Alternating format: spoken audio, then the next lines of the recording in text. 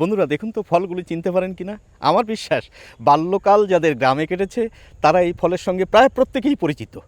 তো তবু আমার বিশ্বাস অনেকেই চেনেন না। তো এটি কি, আমি এই একটি ফল আগে ভেঙে আপনাদের দেখাবো, তারপর এর পরিচয় আপনাদের সামনে করব। দেখুন, ফলটির ভিতর বীজ থাকে, বুঝেছেন?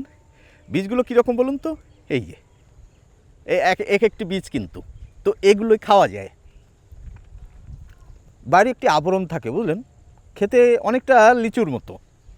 তো আমরা কি করতাম, এগুলি ছোটোবেলায় খেতাম।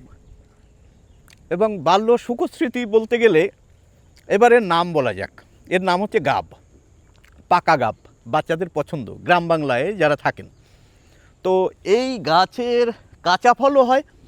কাঁচা ফলটা কীরকম দেখুন, ওই ছোট হয়ে রয়েছে, এই যে দেখা যাচ্ছে, দেখেছেন?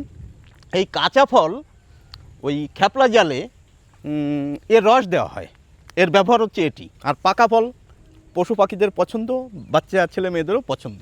এবার আরেকটি জিনিস দেখাই আপনাদের,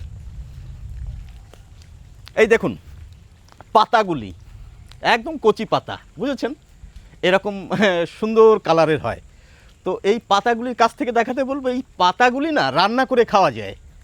আপনারা কতজন খেয়েছেন অবশ্যই জানাবেন। জানেন তো, খেতে ওই মোচার মতো খানিকটা লাগে, অপূর্ব টেস্ট।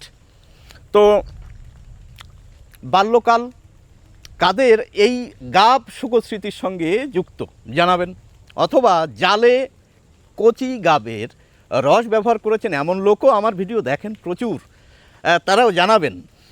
এবং আর কি বললাম, এই যে পাতা, এ কথাও জানাতে ভুলবেন না। সকলকে অসংখ্য ধন্যবাদ, ভালো থাকবেন।